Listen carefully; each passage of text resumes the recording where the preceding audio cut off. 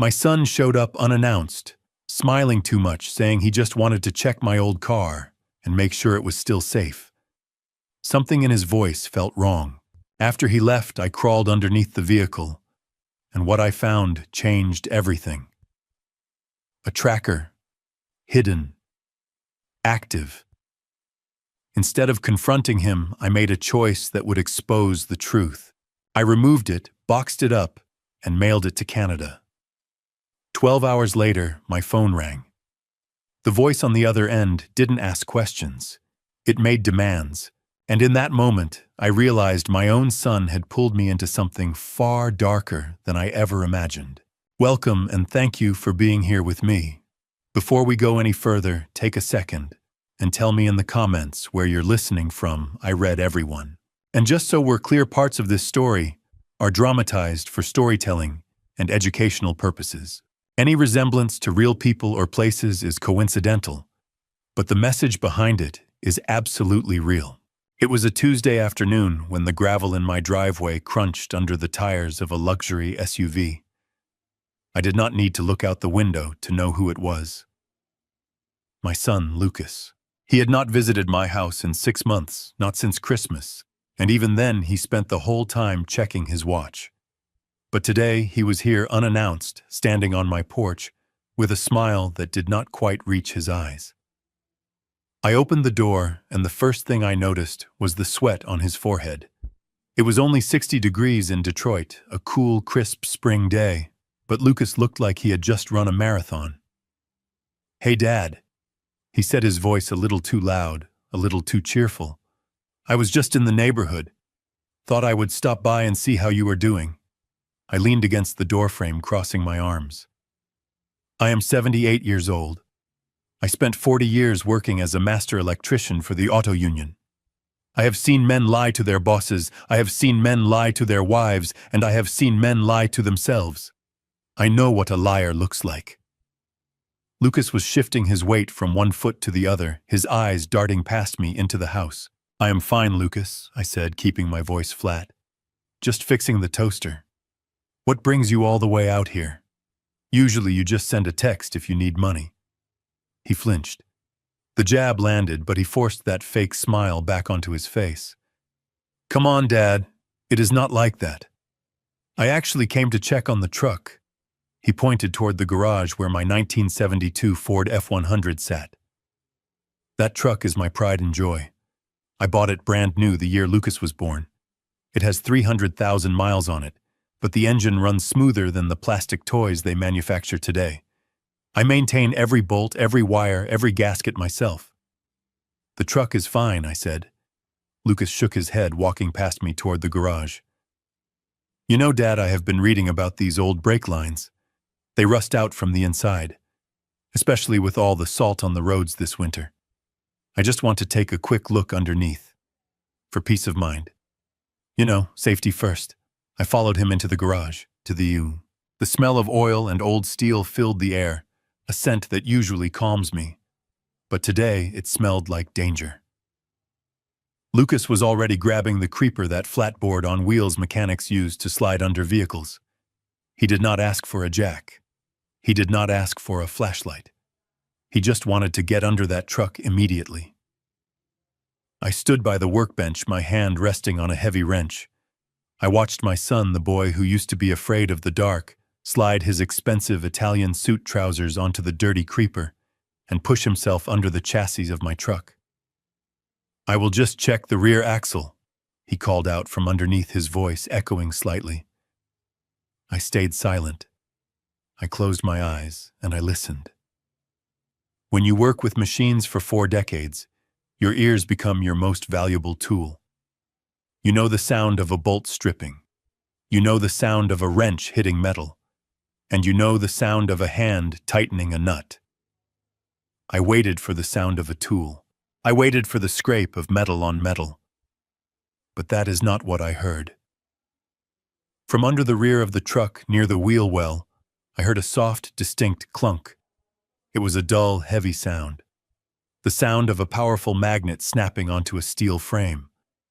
Click, thud, then silence. There was no ratcheting of a wrench, No cursing at a stuck bolt. Just that one singular, suspicious sound. "Looks good," Dad Lucas said, sliding out from under the truck less than 30 seconds later. He stood up, brushing dust off his suit, but he missed a smudge of grease on his elbow. He looked relieved. The sweat on his forehead seemed to have cooled. "Brakes look solid," he said, avoiding my eyes. "You keep her in good shape." I stared at him. I wanted to grab him by the shoulders and shake him. I wanted to scream, asking him what he had just done to the only thing I had left of my past. But I did not. In my line of work, you do not act until you have diagnosed the problem. You do not cut the wire until you know where the current is flowing. "Thanks for checking," I said, my voice surprisingly steady. He did not stay for coffee. He did not ask about my health. He practically ran back to his SUV, mumbling something about a meeting he was late for. I watched him reverse out of the driveway, his tires spinning slightly in the gravel as he sped away. As soon as his taillights disappeared around the bend, I turned back to the garage. I walked over to the wall and pressed the button to close the garage door. The world outside vanished, leaving me alone with my truck and whatever secret it was now carrying. I did not panic. I moved with the slow, deliberate speed of a man who has diffused high-voltage fuse boxes. I grabbed the heavy-duty floor jack and rolled it under the rear differential. I pumped the handle, the hydraulic hiss the only sound in the room, until the rear tires lifted off the concrete. I locked the safety stands in place. Never trust a hydraulic jack with your life, that is rule number 1. Then I grabbed my high-intensity inspection light and lay down on the creeper. I slid under the truck, retracing the path my son had taken. The underside of the Ford was clean coated in the protective oil spray I applied every autumn. I scanned the brake lines. They were perfect, just as I knew they were. I scanned the exhaust pipe. No rust. Then I moved the light to the inside of the rear passenger side wheel well, a place where shadows are deep and hard to see unless you are looking for them. And there it was. Attached to the inner frame rail hidden behind the shock absorber was a black box. It was small, about the size of a deck of cards, but thicker. It was not a cheap plastic gadget you buy at the supermarket to find your lost keys. This was matte black industrial casing with no branding, no logos. I reached out and tugged on it. It did not budge. The magnet was incredibly strong, industrial grade. I had to use a flathead screwdriver to pry it loose. When it finally popped off with a metallic snap, I held it under the light. On the side, a tiny red LED blinked once every 10 seconds. I recognized the technology. Back in the day when I did contract work for some of the government fleets, we saw early versions of this. This was a hardwired GPS tracker with its own independent battery source. It does not need the car's power. It sleeps until it detects motion. Then it wakes up and screams its location to a satellite. My heart sank into my stomach. It felt like I had swallowed a stone. My own son. My own flesh and blood. He did not come here to check my brakes. He came here to tag me like an animal in the wild. Why? Was he trying to steal the truck? It was a classic, but it was not worth a fortune, not enough to ruin a relationship over.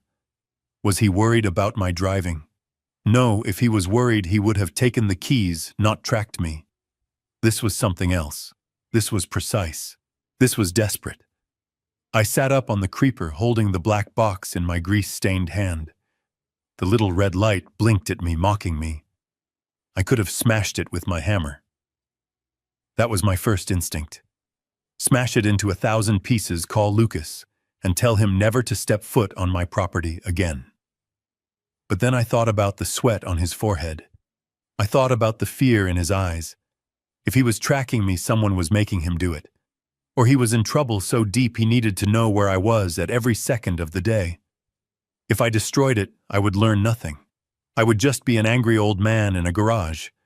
But if I played along, if I gave the tracker what it wanted, movement, direction, speed, I might flush out the truth. I stood up and walked over to my workbench. I grabbed a roll of heavy-duty lead, flashing the kind used for roofing repairs.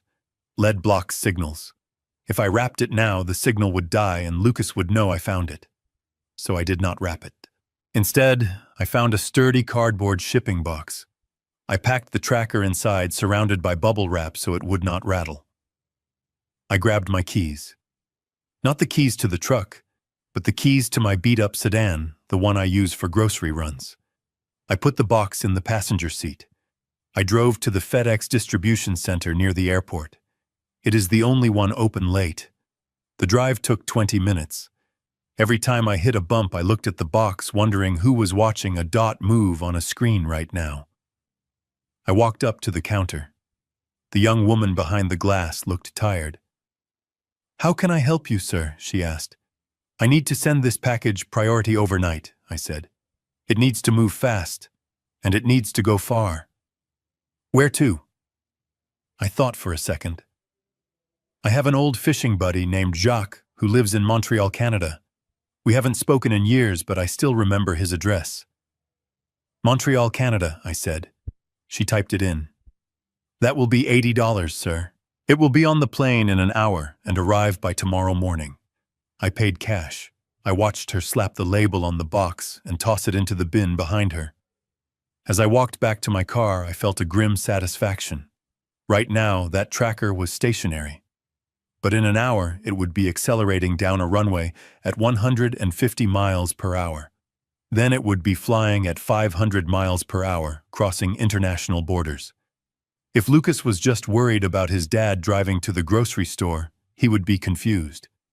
But if this was something darker, if this tracker was meant to monitor something valuable, something illegal, then sending it across the border was going to set off every alarm bell in the system. I drove home in silence. I made a pot of coffee and sat in my armchair waiting. I did not have to wait long. 12 hours later, the sun was just starting to peek through the curtains. My phone rang. I looked at the caller ID. It was not Lucas. It was a number I did not recognize. I picked it up and didn't say a word. I just breathed. On the other end, a voice spoke. It was not a human voice. It was digital, distorted, cold, and metallic. "You think you are smart, old man," the voice hissed. "Why is the vehicle moving at 500 miles an hour toward the border? Turn it around! Turn it around now, or I will turn your house into an oven with you inside it." I lowered the phone, my hand trembling not from fear, but from a cold, hard realization. I had just kicked a hornet's nest, and now the hornets were coming. The morning sun hit the kitchen table, but it brought no warmth. I sat there with a mug of black coffee that had gone cold 10 minutes ago. My eyes were glued to the screen of my tablet. The tracking page for the overnight package refreshed automatically every 60 seconds. At exactly 8:30 in the morning, the status changed from in transit to delivered. Location, Montreal Customs Facility. I let out a breath I did not know I had been holding. The bait had been taken. The tracker was now hundreds of miles away, sitting in a cold government warehouse across an international border.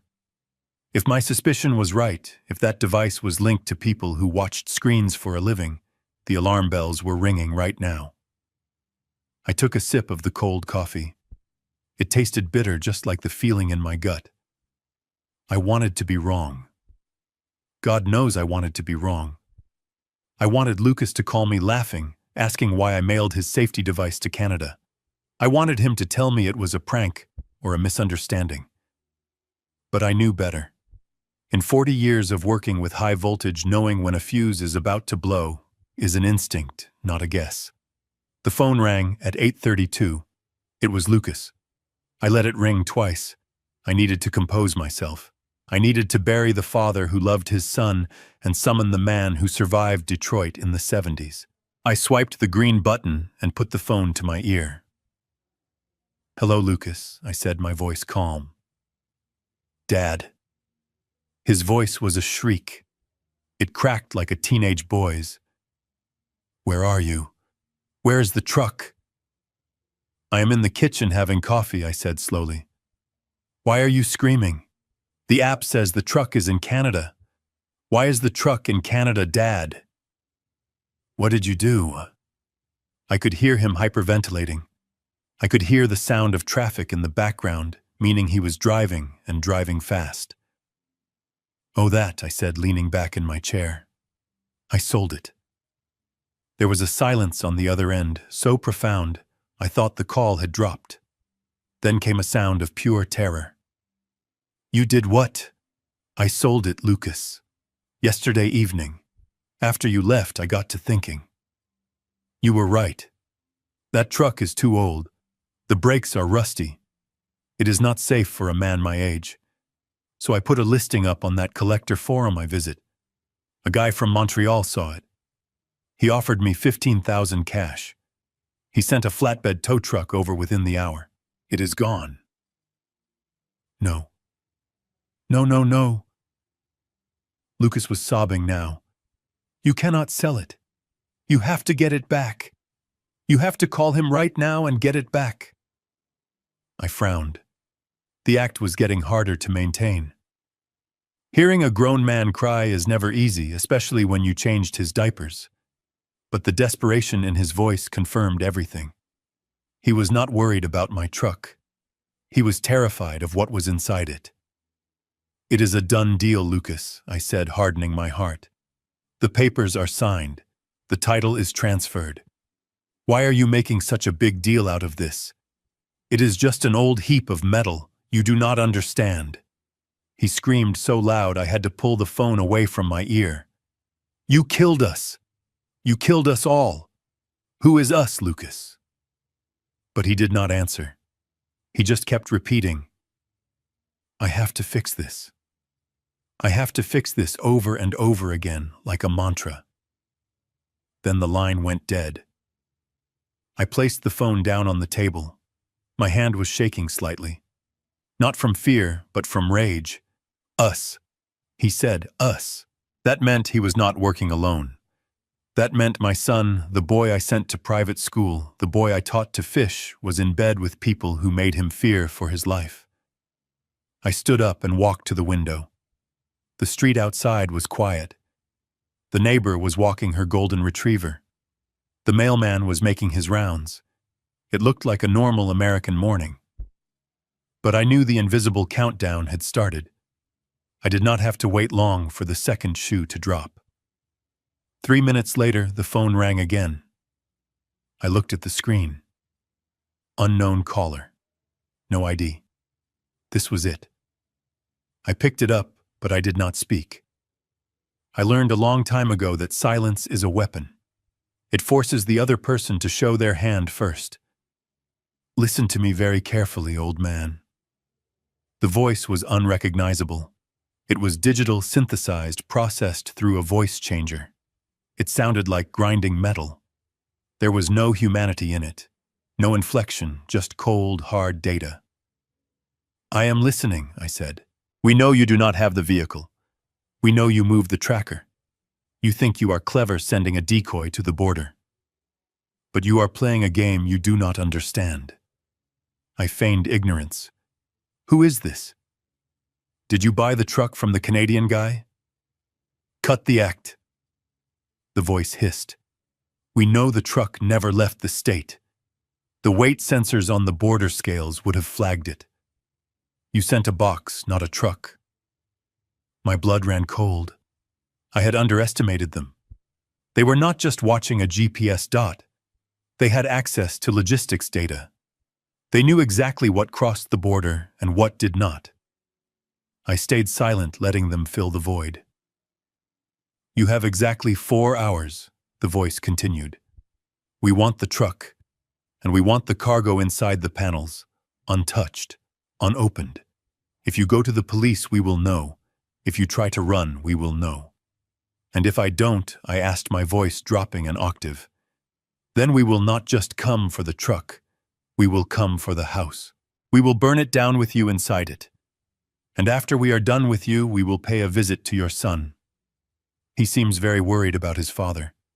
It would be a shame if he had an accident." Click. The line went dead. I stood there in the middle of my kitchen, the silence ringing in my ears. 4 hours. They gave me a deadline. Most people would panic. Most people would call 911. But I knew that if I called the police now, the first thing they would do is impound the evidence. They would take weeks to investigate. And in that time, Lucas would be exposed. Those people on the phone, they were not street thugs. They had access to voice scramblers and border data. They were professionals, and professionals do not leave loose ends. If the police got involved, Lucas was a dead man. I had to handle this myself. I walked over to the front door and engaged the deadbolt.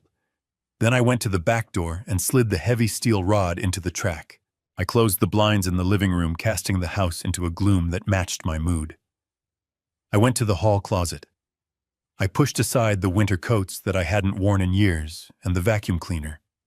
In the back corner stood a locked gun safe. I spun the combination dial.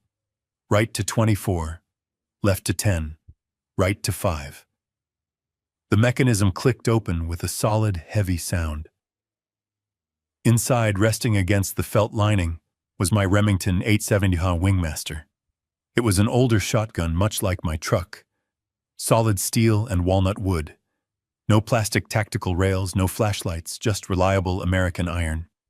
I took it out, feeling the familiar weight in my hands. It smelled of Hops No. 9 cleaning oil, a scent that reminded me of deer hunting trips in the Upper Peninsula a lifetime ago. I carried it to the kitchen table. I fetched my cleaning kit. Even though I kept it clean, I needed the ritual. I needed to occupy my hands while my mind raced. I disassembled the barrel. I ran a patch through the bore, checking for dust. I lubricated the slide action. Clack, clack. The sound was aggressive, violent, and reassuring. I loaded 5 shells into the tube. Double-aught buckshot. The kind of round that does not ask questions. I sat there, the shotgun across my lap, waiting.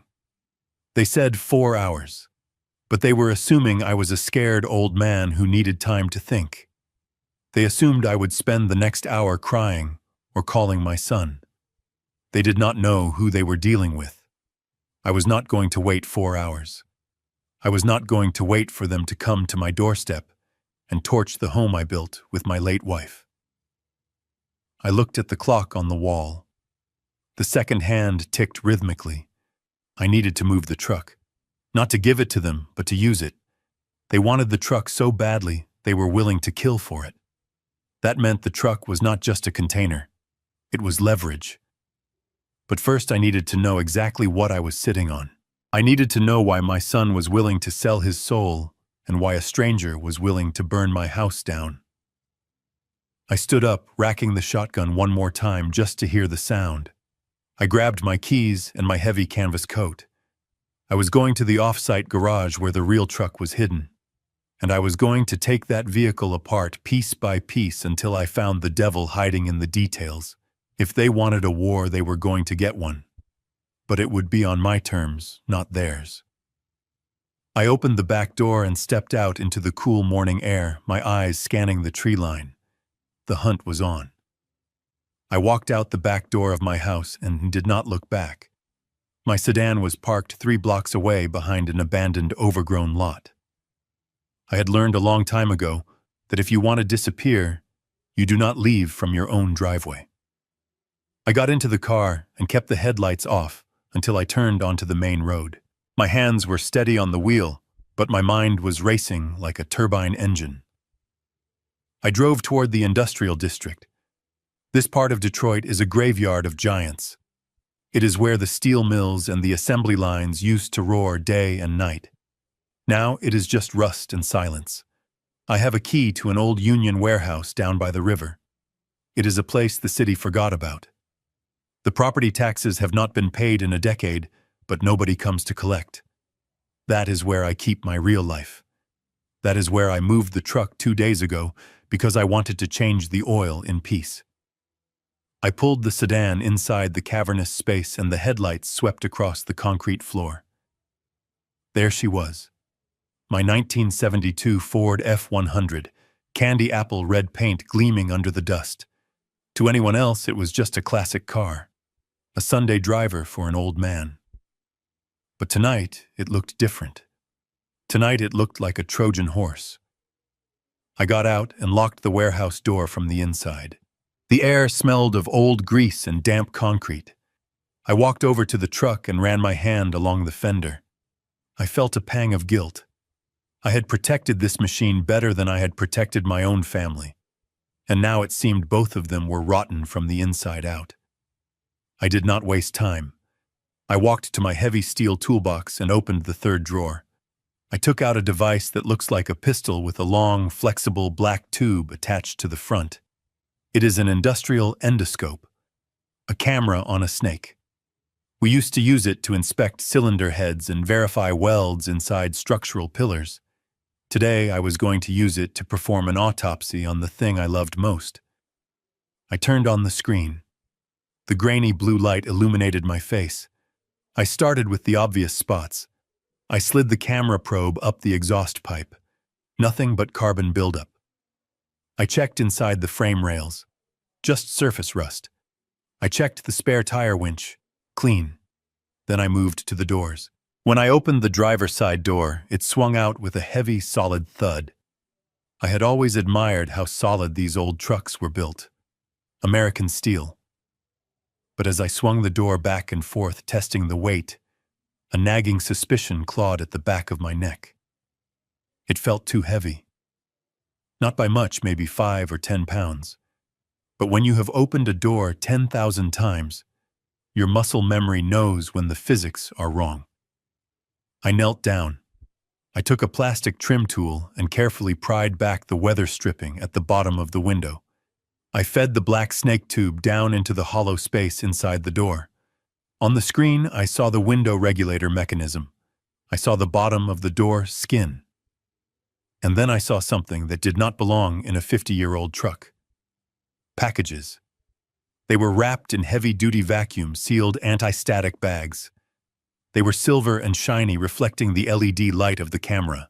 They were packed tight, lined up perfectly against the inner skin of the door, secured with industrial adhesive. I felt the bile rise in my throat. I pulled the camera out and grabbed a screwdriver. I did not care about the paint anymore.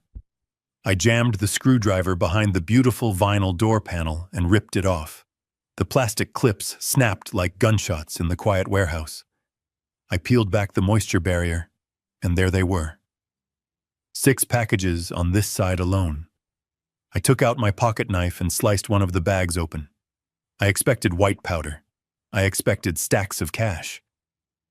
That is what you see in the movies. That is what criminals usually traffic.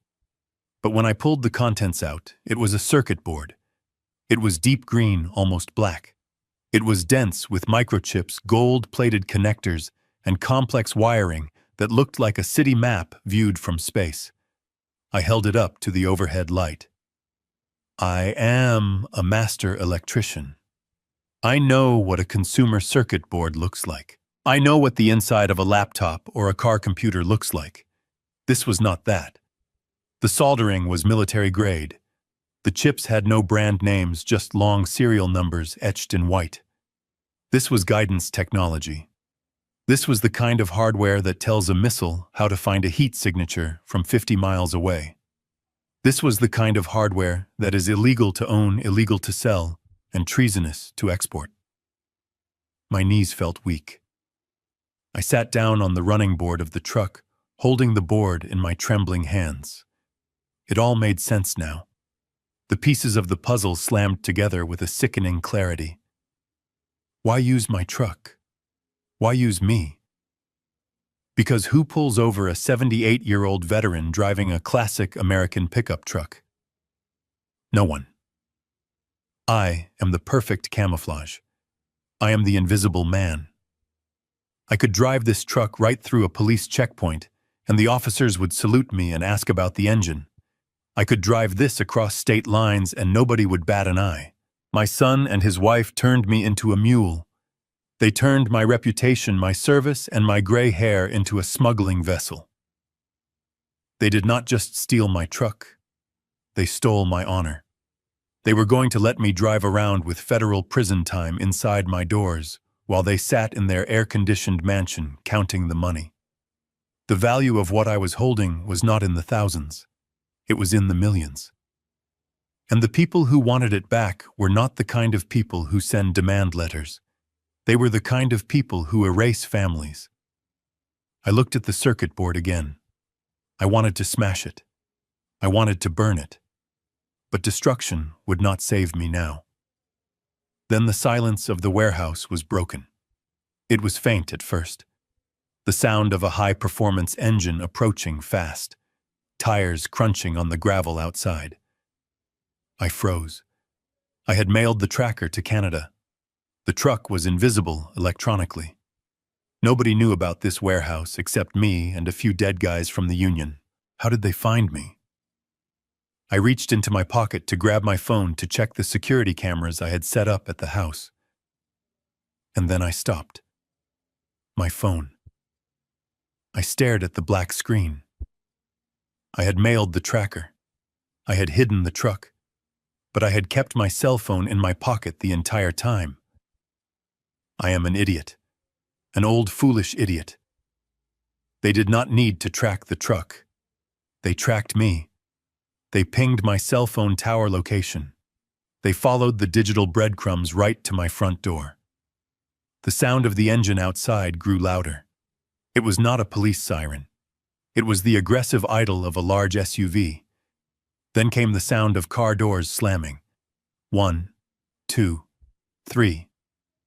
I stood up and tossed the circuit board onto the seat. I grabbed my shotgun from the passenger side where I had laid it. The heavy steel roller door of the warehouse rattled. Someone was pounding on it. "Open up, Dad." It was Lucas. But his voice was not scared anymore. It was desperate and angry. "Open the door, Dad. We know you are in there. Tiffany is losing her patience, and she brought friends." I pumped the shotgun. The sound echoed through the empty warehouse like a thunderclap. I retreated into the shadows behind a stack of old engine blocks. I was trapped. I was outnumbered. And I was holding a bomb that was about to go off. But as I leveled the barrel toward the door, I felt a cold calm wash over me. They found the old man. But they were about to discover that this old man still had some high voltage left in him. I stayed in the shadows behind the stack of rusted engine blocks, my finger resting lightly on the trigger guard of the Remington. The pounding on the steel roller door echoed through the cavernous space like a war drum. It was a sound I knew well. It was the sound of desperation. I did not open the door immediately. I let him knock. I let him scream. I needed to gauge his state of mind. A panicked man makes mistakes, but a terrified man is dangerous. Lucas sounded terrified. "Dad, please open the door," he screamed, his voice cracking. "They are going to kill me. You have to let me in." I walked over to the wall switch and hit the button.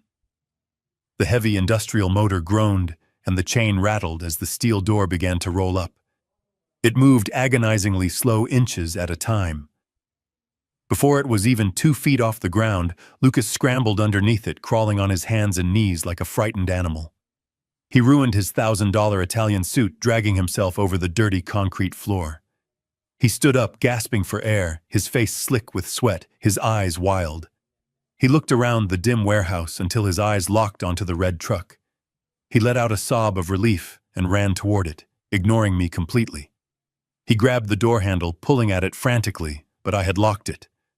"Where are the keys?" he shouted, spinning around to face me. "Give me the keys, Dad. We have to get this truck out of here. We have to give it to them." I stepped into the light, the shotgun held loosely at my waist. I did not aim it at him. I did not have to.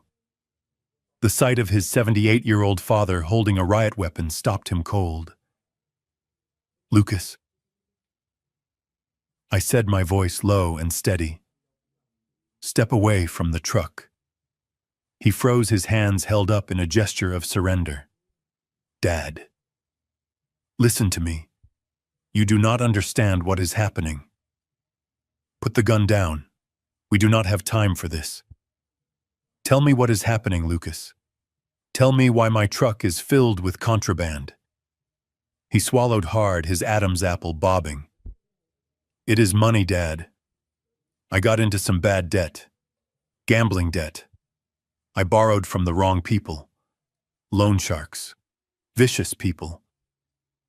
They told me if I did not help them move some product, they would break my legs.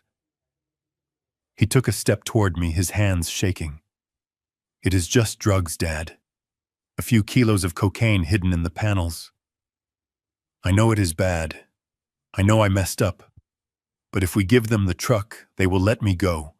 Just give me the keys and I will drive it away. You will never see them again. I promise. I watched him lie. I watched the way his eyes shifted to the left, just like they did when he was 10 years old, and broke my favorite fishing rod. He was 45 years old now, but he was still that scared little boy trying to talk his way out of a punishment. But this was not a broken fishing rod. I shook my head slowly. I felt a deep, profound sadness washing over me. It is a terrible thing to realize your own child thinks you are stupid. Drugs, I repeated. Yes, drugs, Lucas said, nodding vigorously. Just drugs. They are criminals, Dad. They do not care about us. They just want their product. I reached into the deep pocket of my canvas work coat. My hand closed around the cold, sharp edges of the circuit board I had cut out of the door panel minutes ago. I pulled it out. The green fiberglass caught the overhead light, the gold contacts gleaming. I tossed it. It spun through the air and landed with a clatter at Lucas's feet. He looked down at it, and the color drained from his face completely, leaving him looking like a wax figure. Since when does cocaine come with a Department of Defense serial number, Lucas? He did not answer. He could not answer. The lie had shattered into a million pieces on the concrete floor. I took a step forward, the gravel crunching under my boots. That is a guidance chip for a surface-to-air missile system. That is not something you sell on a street corner. That is treason, Lucas. You are not working for loan sharks. You are working for terrorists or foreign intelligence. Lucas dropped to his knees. His legs just gave out. He covered his face with his hands and began to weep. It was a pathetic sound, a high-pitched keening that echoed off the metal walls. I waited. I let him cry. I wanted to feel sympathy. I wanted to go over there and put my hand on his shoulder and tell him we would fix this. But I couldn't. The soldier in me saw only a traitor. The father in me saw only a failure. I didn't mean for it to get this big, he sobbed through his fingers. It was just numbers at first. I was the CFO, Dad. I moved some money around. I thought I could put it back before the audit. But the market crashed. I lost everything. He looked up at me, his face streaked with tears and grime. I was going to go to jail for embezzlement. Decades, Dad. My life was over. Then Tiffany found out. Tiffany, I asked. Your wife. She knew people, Lucas whispered. She said she could fix it. She said she had contacts in logistics who could cover the hole in the accounts. All I had to do was help them move some sensitive electronics. She said it was just industrial prototypes. She lied to me too, Dad. She promised nobody would get hurt. I stared at him. So that was it. He was not the mastermind. He was the weak link. He stole money to buy things he did not need to impress people he did not like. And when the bill came due, he sold his country and his father to save his own skin. You coward, I said. The word tasted like ash in my mouth. You spineless coward. You let them use my truck. You let them track me. You put a target on my back because you were too scared to face the consequences of your own greed. Please, Dad, he begged, crawling toward me. You have to help me. If I don't give them the truck, they will kill me. They are not normal criminals. They are professionals. I looked at the shotgun in my hands. I looked at the circuit board on the floor. I looked at the man who shared my last name. I am not going to give them the truck, Lucas. I am going to call the FBI. And you are going to sit right there and tell them everything. No, Dad. No, please. Lucas lunged for my legs. I stepped back, raising the butt of the shotgun to strike him if I had to. But I never got the chance. A roar filled the warehouse. Before I tell you who was about to arrive, let me ask you this. Who do you think it was, the police, or the person who had been pulling the strings all along? Leave your guess in the comments. I want to see who truly understands where this story is heading. And just so you know, some moments in what comes next are dramatized for storytelling purposes and may not be entirely factual. If you'd rather not continue, this is a good place to stop watching. A sound so loud it vibrated in my chest. Headlights blinded me. A black SUV tore through the open warehouse door, the engine screaming at the red line. It drifted sideways, tires smoking, and screeched to a halt between me and Lucas. I raised the shotgun, shielding my eyes from the high beams. The doors of the SUV flew open. I expected men in masks. I expected muscle. But the driver's side door opened, and a pair of red-bottomed high heels stepped onto the dirty concrete. Tiffany stepped out. She was wearing a trench coat belted tight at the waist. Her hair was perfect. Her makeup was flawless. She looked like she was on her way to a board meeting or a charity gala. Except for the object in her right hand. It was a pistol. Sleek black and fitted with a long cylindrical suppressor. She did not look at me. She looked at her husband groveling on the floor. "Get up," she said. Her voice was ice. It was the same voice I had heard on the phone. The voice changer was gone, but the coldness was natural. Tiffany Lucas stammered, trying to stand up. I tried. He found the chips. He knows. Tiffany turned her head slowly and looked at me. She did not look afraid of the shotgun. She looked annoyed. She looked at me like I was a stain on her expensive carpet. "Hello, Jerry," she said. "You really are a stubborn old mule, aren't you?" I aimed the shotgun at her center mass. "Put the gun down, Tiffany. This ends now." She laughed. It was a dry, humorless sound. "Oh, Jerry, this is just beginning. You think because you have a bird-hunting gun you are in charge? You have no idea what you have stepped into." She raised the pistol casually, leveling it at my head. "Drop the shotgun, Jerry, or I will put a bullet in your son's kneecap right now. And then I will do the other one. And then I will start on his fingers." I hesitated. I looked at Lucas. He was trembling, looking back and forth between his wife and his father. "Do it," she snapped. I lowered the shotgun. I could not watch my son be tortured no matter what he had done. "Good," she said. "Now kick it over here." I slid the shotgun across the floor. It spun and came to a rest near her feet. She looked at Lucas, her lip curling in disgust. "You are useless," she spat. "I told you to handle the old man. I told you to make it look like an accident. But you cannot do anything right, can you?" She walked over to him and kicked him hard in the ribs. Lucas yelped and curled into a ball. "Stop it!" I shouted, taking a step forward. She swung the gun back to me. "Stay where you are, old man. You want to be a hero." "Fine. You can watch." She walked over to the truck. She ran her hand along the door panel, seeing the torn vinyl where I had ripped it open. She saw the circuit board on the floor. "You opened the package," she said, sighing. "That is unfortunate. The buyers wanted mint condition. Now we have to offer a discount. And that comes out of your share, Lucas." She turned back to me. "Open the gate, Jerry. We are taking the truck, and you are coming with us." "Where are we going?" I asked, playing for time. "We are going to a quiet place," she said, smiling a smile that did not reach her eyes. "A place where we can dispose of loose ends." "Because that is all you are now, Jerry. A loose end." She gestured with the gun toward the passenger seat of the SUV. "Get in. And if you try anything heroic, remember, I don't need Lucas alive to get paid. I just need the truck. He is expendable, and so are you." I looked at Lucas. He was looking at me, his eyes begging for salvation. I looked at the truck, my beautiful red Ford that had been turned into a coffin. I walked toward the SUV. My mind was racing. They had the guns. They had the leverage. But they made one mistake.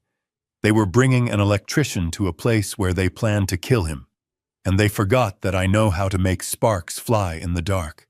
I sat in the passenger seat of the SUV for a moment before Tiffany changed her mind.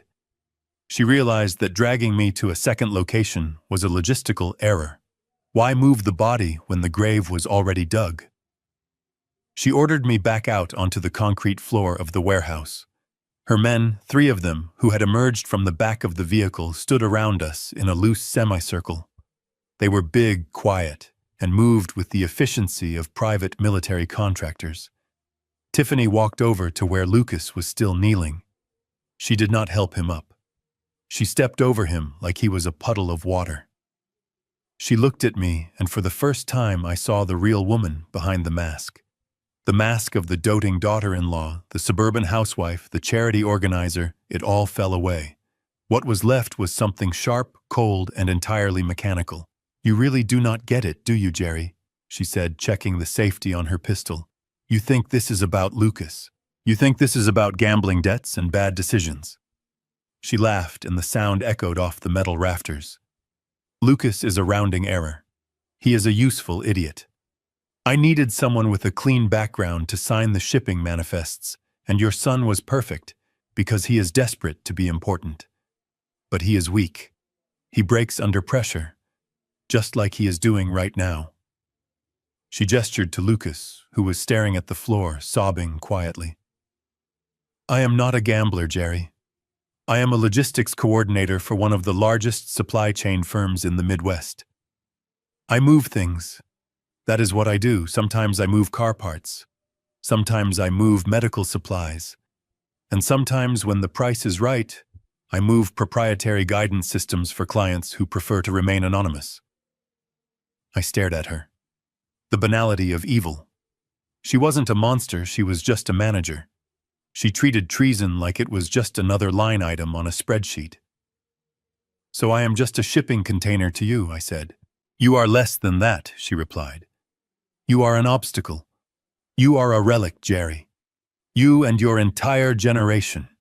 You sit on your pensions and your paid-off houses and you talk about honor and hard work while the world moves past you. You are debris in the road of progress. You think you are a hero because you fixed power lines for 40 years. You are nothing. You are a dinosaur who forgot to go extinct." She took a step closer, the suppressor of her pistol pointing at my chest. "And the worst part is, you are stubborn.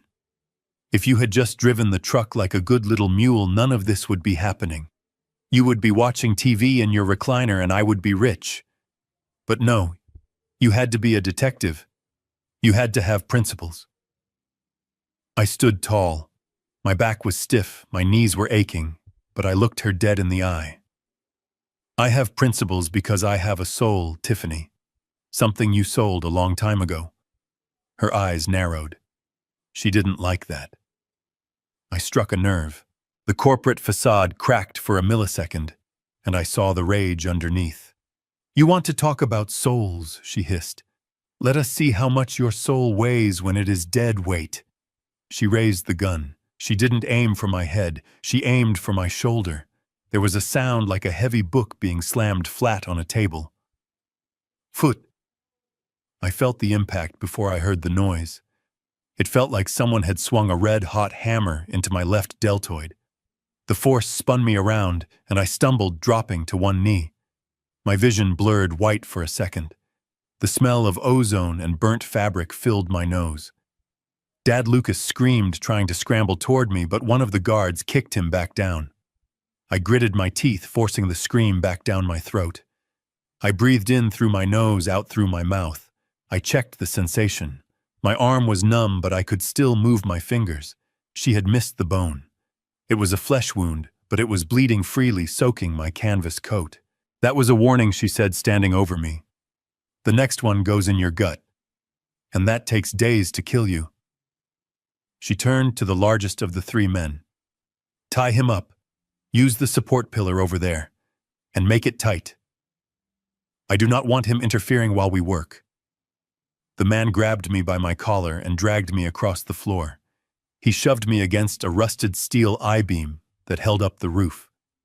He pulled my hands behind the pillar. He used heavy-duty plastic zip ties. I heard the zip sound as he cinched them down. He pulled them so tight they cut into my wrists, stopping the circulation. He patted me down, taking my pocket knife and my phone. He tossed them to Tiffany. "Now," she said, clapping her hands together like she was organizing a team-building exercise. "Let us get this done. We are behind schedule." She pointed to my truck.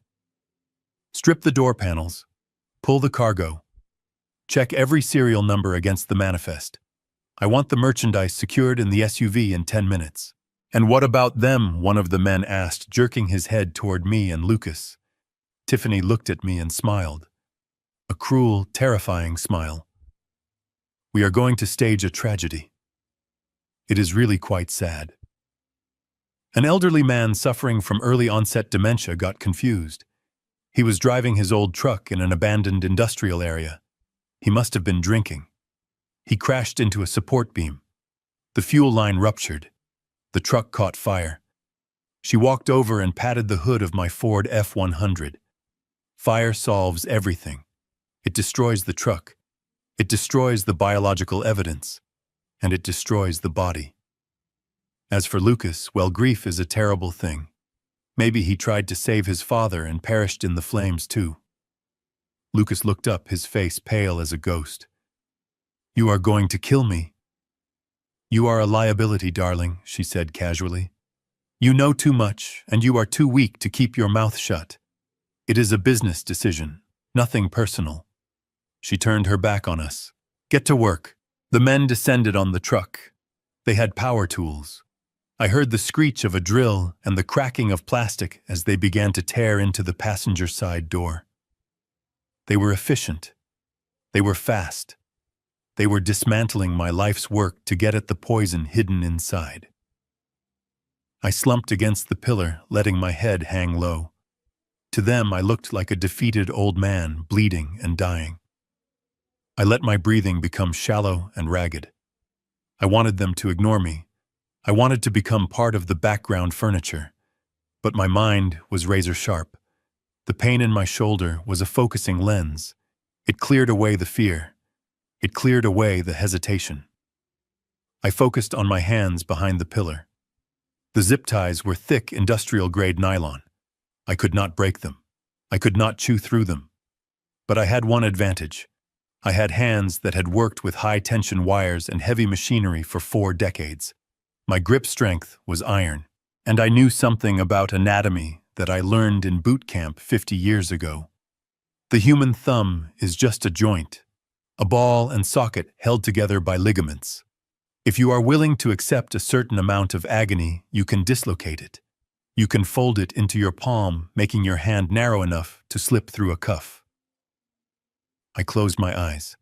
I concentrated on my right hand. I tucked my thumb into my palm. I began to squeeze. I pushed.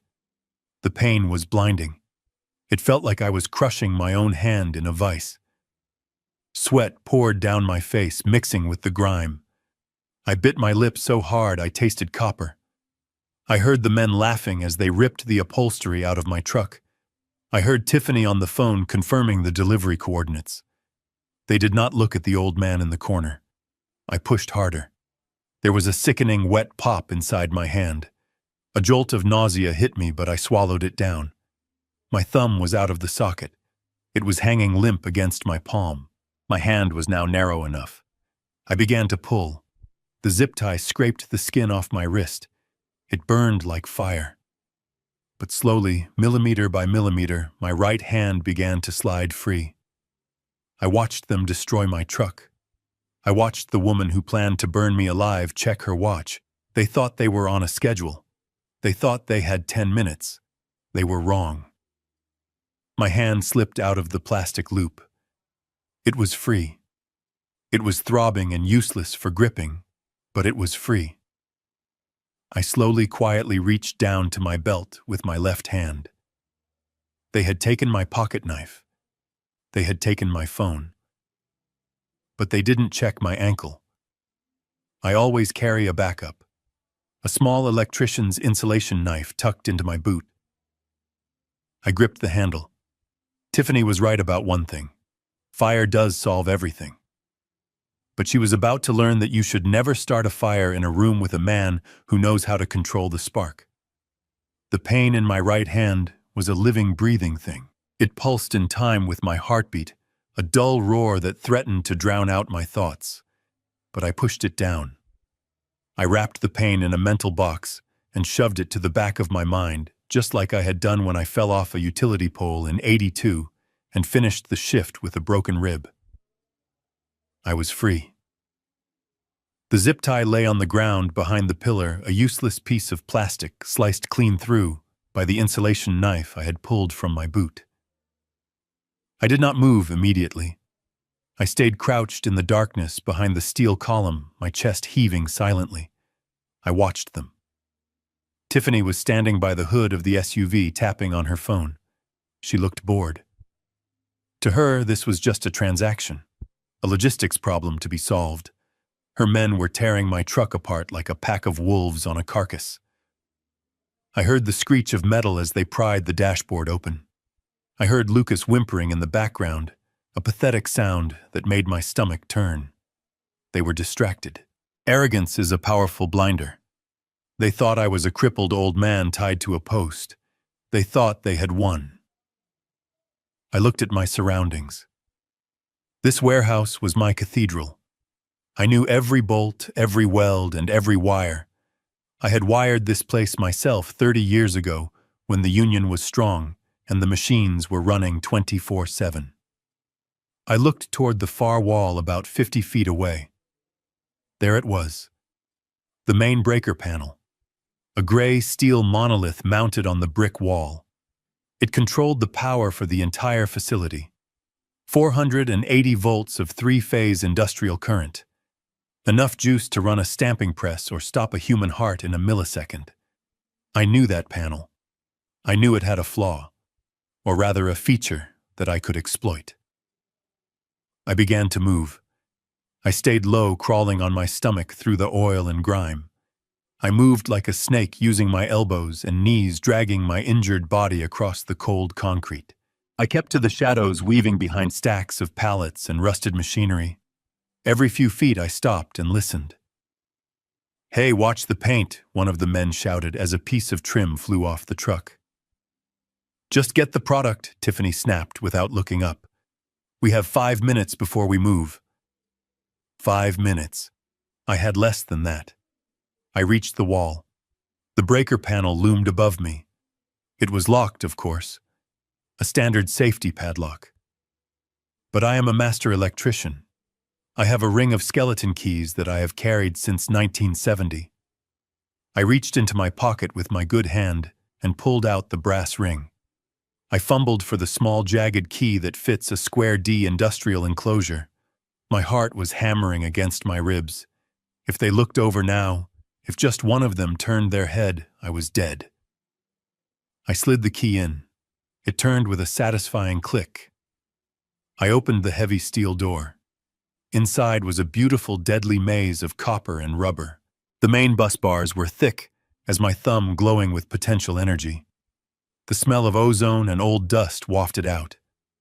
It was the smell of power. I looked at the layout. I needed a distraction. No, I needed more than a distraction. I needed chaos. I could just pull the main shutoff lever. That would kill the lights. But they had flashlights. They had the headlights of the SUV. Darkness was not enough. I needed a weapon. I looked at the bottom of the panel. There was an old mechanical timer switch. Back in the day, it controlled the heavy ventilation fans that sucked the welding fumes out of the air. It was a spring wound dial, simple and robust. I had an idea. An idea that would have gotten me fired and arrested back when I was working. But tonight, it was my only hope. I took my insulation knife. I stripped the insulation off a heavy gauge jumper wire I found lying in the bottom of the cabinet. I was going to create a dead short. I was going to connect Phase A directly to Phase B, bypassing the breakers, but I was going to route it through the timer. It was suicide work. Working on a live 480-volt panel with one good hand and no safety gear is insanity. One slip and I would be vaporized. I worked fast. My hands moved with a memory of their own. I loosened the lug on the timer. I jammed the copper wire in. I connected the other end to the main bus bar. I was building a bomb. Not with explosives, but with electrons. When that timer hit 0, it would close the circuit.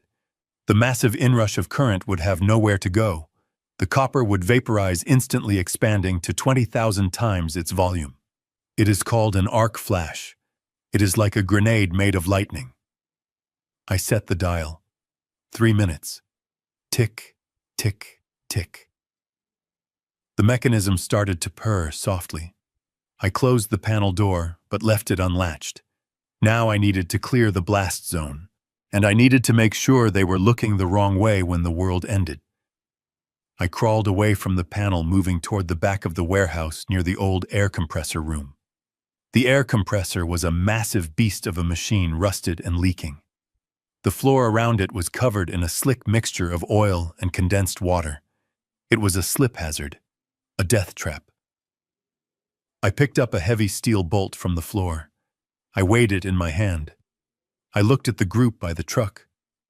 One of the guards, the biggest one, the one who had tied me up, was standing guard near the rear of the SUV. He was holding an assault rifle, scanning the room lazily. I needed him to move. I threw the bolt. It sailed through the darkness and hit the metal tank of the air compressor with a loud, sharp clang. The sound cut through the noise of the power tools like a gunshot. Everything stopped. "What was that?" Tiffany asked, looking up sharply. "It came from the back," the big guard said, raising his rifle. "Rats, maybe?" "Go check it," Tiffany ordered. "I do not like surprises." The guard grunted and started walking toward me. He was walking right into my trap. I pressed myself flat against the floor behind the compressor. I could hear his heavy boots crunching on the gravel. I could see the beam of his tactical flashlight sweeping the darkness. He was getting closer. He stepped onto the wet, oily concrete near the compressor. I held my breath. He stopped about 10 feet from me. He swept his light over the machinery.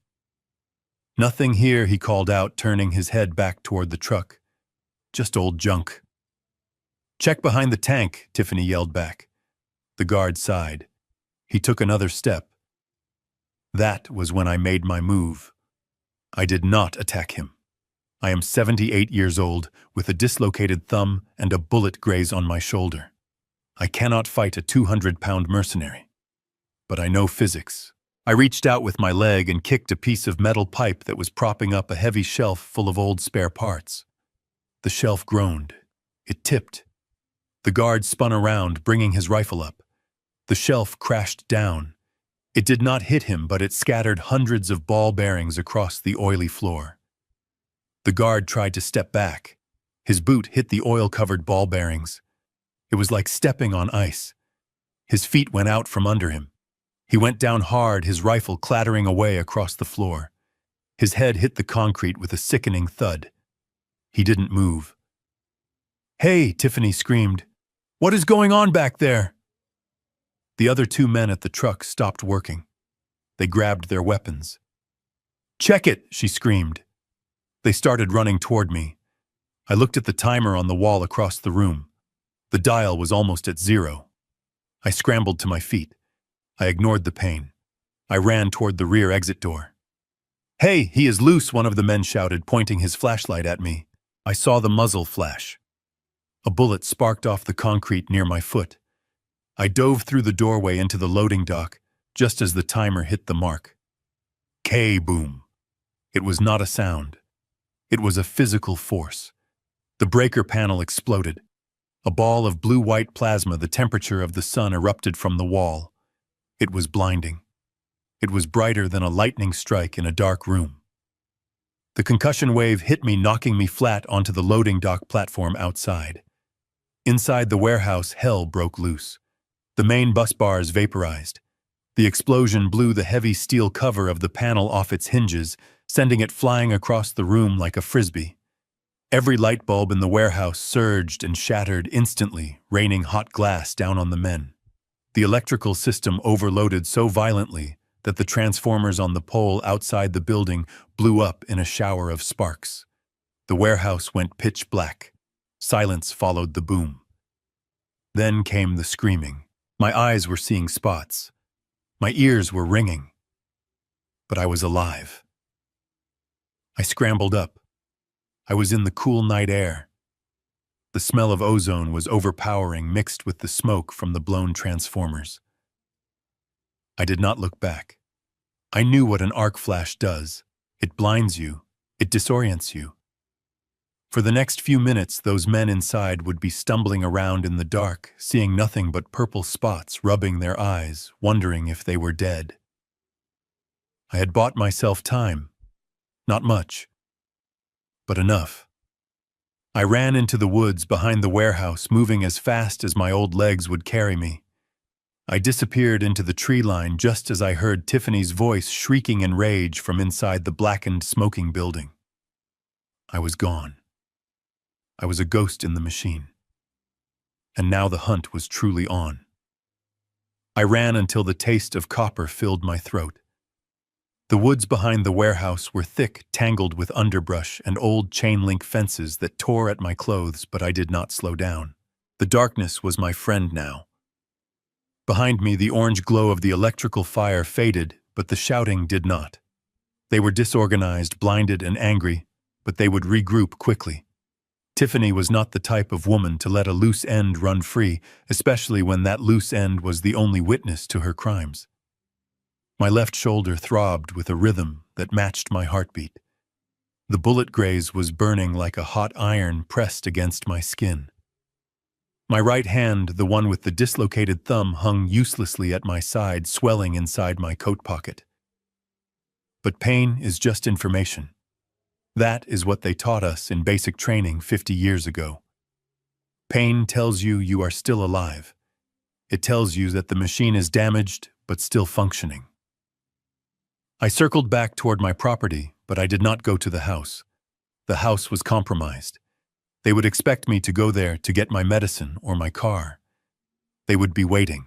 Instead, I headed for the tree line at the far south edge of my acre. There was a small storm cellar there, a concrete box buried in the earth that I had reinforced back in '99 when everyone thought the computers were going to stop working.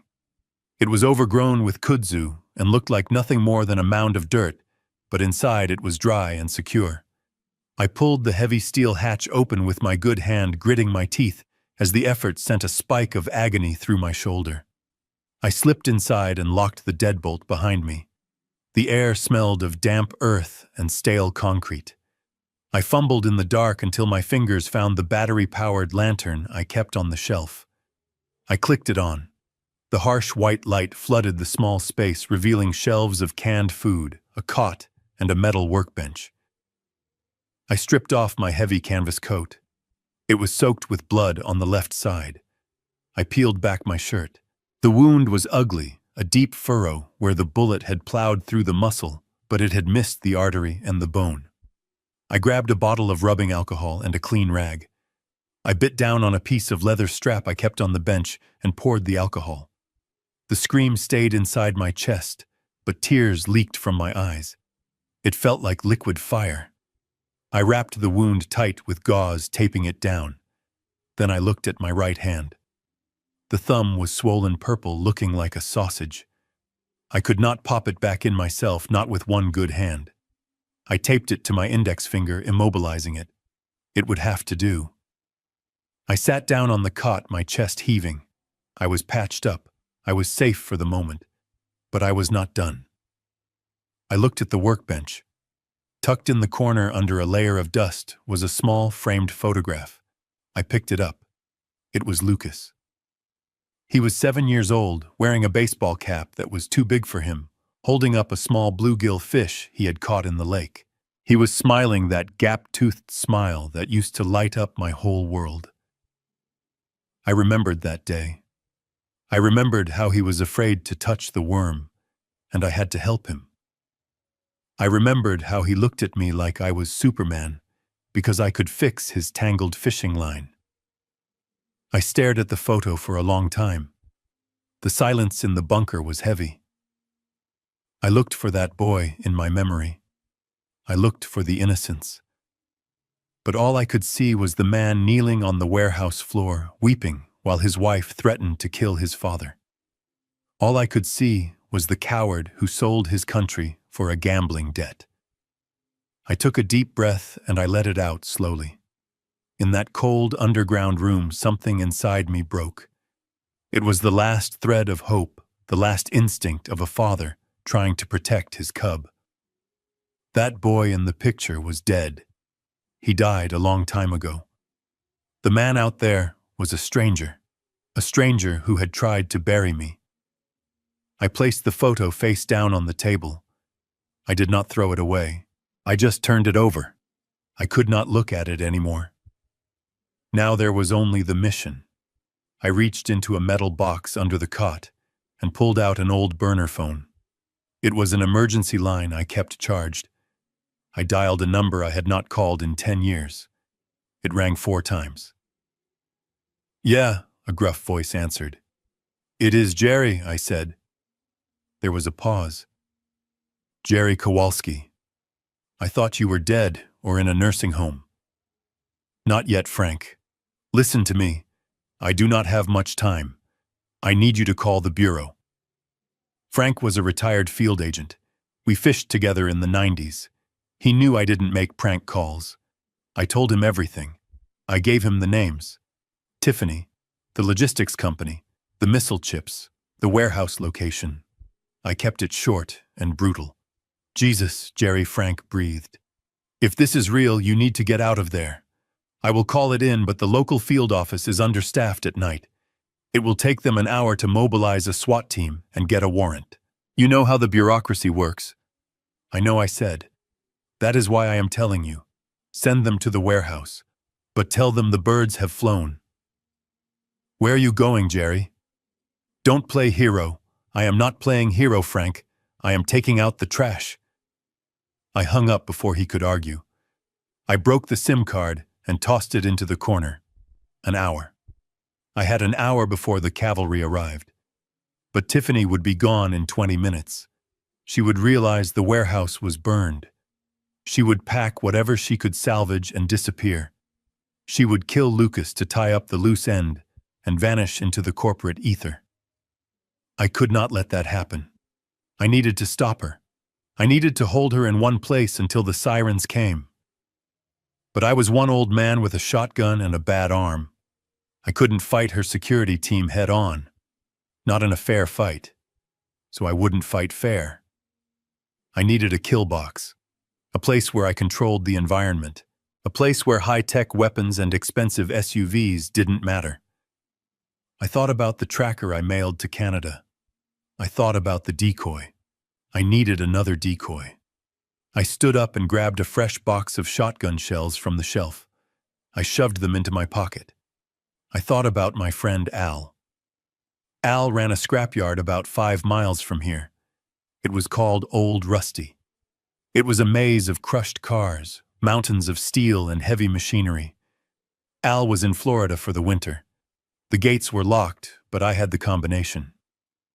Old Rusty. It was perfect. It was a graveyard of metal. A place where things went to be crushed and forgotten. I checked my watch. My adrenaline was fading and fatigue was setting in, but I pushed it away. I needed to lure them there. I needed to offer them something they wanted more than my death. Greed. Greed was the hook. I still had the burner phone. I hadn't destroyed the phone itself, just the SIM card, but I had another card taped under the battery for emergencies. I swapped it in. I knew Tiffany's number. It was in my call history on my main phone before she took it. I hoped I remembered it right. I typed out a text message. My thumb throbbed with every keystroke, but I didn't stop. I needed to sound beaten. I needed to sound like I was trying to make a deal. I wrote, "You win." The chips in the warehouse were fakes. I swapped them out before I went inside. The real guidance systems are hidden in a safe location. I don't want to die. I want to trade. I paused. Was it believable? Yes. She knew I was a meticulous man. She would believe I was smart enough to swap the cargo, and she would believe that an old man facing death would crumble and try to negotiate. I continued typing, "Meet me at Old Rusty Scrapyard on County Road 9. Come alone or with Lucas. If I see cops, I burn the chips. If you kill me, you never find them. You have 30 minutes. I hit send. I stared at the screen waiting for the delivery confirmation. Delivered. Now the clock was ticking for real. I gathered my gear. I grabbed a flare gun from the emergency kit. I grabbed a roll of heavy copper wire. I grabbed a pair of bolt cutters. I unlocked the bunker door and stepped back out into the night. The air was cold, but I was sweating. I walked toward the back of my property where my old ATV was parked under a tarp. It would be a rough ride to the scrapyard through the back trails, but I couldn't take the roads. I climbed onto the ATV and started the engine. It coughed and sputtered, then roared to life. I looked back at my house one last time. It was dark and silent. The life I had built there was over. The man who lived there was gone. I revved the engine and tore off into the woods, heading for the graveyard of cars. I was not the prey anymore. I was the hunter. And tonight, the wolves were walking into the lion's den. The ride to the scrapyard was a blur of mud and freezing rain. My ATV tore through the overgrown trails behind my property, the engine roaring like an angry beast in the quiet night. Every bump sent a fresh jolt of agony through my injured shoulder, but I clamped my jaw shut and kept the throttle pinned. There is a specific kind of clarity that comes when you have lost everything. The fear vanishes. The hesitation evaporates. All that is left is the mission. And my mission was sitting 5 miles away in a graveyard of rusted steel. Old Rusty is not just a scrapyard. To the untrained eye, it looks like chaos. Piles of crushed sedans stacked 3 stories high, mountains of twisted rebar, and old washing machines rusting into the earth. But to me and my friend Al, it was an organized inventory of American history. I knew every aisle. I knew every blind spot. And most importantly, I knew about the magnetic crane that towered over the center of the yard like a prehistoric predator. I killed the engine of the ATV a 1/4 mile from the main gate. I pushed it deep into a thicket of briars and covered it with dead branches. Silence was my armor now. I moved on foot through the perimeter fence, finding the hole in the chain link that Al had cut years ago for his stray cats. The rain was coming down in sheets now. A cold, relentless downpour that turned the dirt into slick mud. It soaked through my bandage, stinging the bullet wound on my shoulder, but I welcomed it. The rain would mask my scent. It would muffle the sound of my boots on the gravel. And it would make the steel plate in the center of the yard slippery and treacherous. I made my way to the base of the crane. It was a massive Liebherr material handler, a beast of a machine, capable of lifting 10 tons of scrap metal without breaking a sweat. The cab sat 40 feet in the air, a glass box perched on top of a yellow steel tower. The climb was a nightmare. Under normal circumstances, climbing a vertical steel ladder in the rain is dangerous. Doing it with a dislocated thumb and a hole in your shoulder is suicide. I grabbed the first rung with my good hand and pulled. My body screamed, my muscles seized, but I forced my legs to drive me upward. 1 rung, 2 rungs. I slipped on the 5th rung, my boot skidding on the wet metal. I swung out over the void, hanging by one arm, my breath hitching in my throat. I swung back, slamming my chest against the ladder. I did not stop. I could not stop. When I finally reached the catwalk outside the cab, I was gasping for air, my vision swimming with black spots. I opened the door and collapsed into the operator's seat. The smell of stale cigars and hydraulic fluid hit me. It was the smell of hard work, the smell of safety. I did not turn on the interior lights. I did not turn on the exterior floodlights. I kept the beast dark. I reached for the control panel. My hand shook as I flipped the master power switch. The dashboard came alive with a dim green glow. Gauges flickered. The diesel generator deep in the belly of the machine rumbled to life. It was a low-frequency hum that was easily masked by the sound of the thunder rolling overhead. I engaged the camera system. Al had installed a thermal imaging camera for working at night. I watched the screen flicker to life. The yard was a landscape of cool blues and purples. The rain cooled everything down, except for the heat signatures approaching the gate. 2 minutes later they arrived. I saw them on the screen before I heard them. 2 large SUVs tearing down the county road, moving fast. They did not stop at the locked gate. The lead vehicle, a massive armored truck, smashed through the chain-link fence, tearing it from its posts like it was made of paper. Tiffany was not in a mood for manners. The vehicles skidded to a halt in the main clearing. The headlights cut through the driving rain, illuminating the centerpiece of my trap. Sitting there in the middle of the mud was my truck, or at least what looked like my truck. It was actually a shell, a rusted-out 1972 Ford body that Al had stripped for parts years ago. I had dragged it into position with the ATV before I climbed up. It sat directly on top of the weigh scale. The weigh scale at Old Rusty is not a normal scale. It is a solid plate of conductive steel 20 feet by 20 feet set flush into the ground. It was designed to weigh semi-trucks loaded with scrap. Tonight, it was going to weigh sins. The doors of the SUVs flew open. Tiffany stepped out first. Even in the thermal camera, I could see the heat radiating from her. She was furious. She stomped into the mud, her expensive trench coat flapping in the wind. She walked around to the back of the second vehicle and dragged someone out. Lucas. He hit the ground hard. He did not try to stand up. He just lay there in the mud, curled into a fetal ball. Tiffany kicked him. I saw the heat bloom on his ribs where her boot connected. "Get up," she screamed. Her voice carried over the sound of the rain, faint but distinct. "Get up and find the cargo." 5 men spilled out of the vehicles.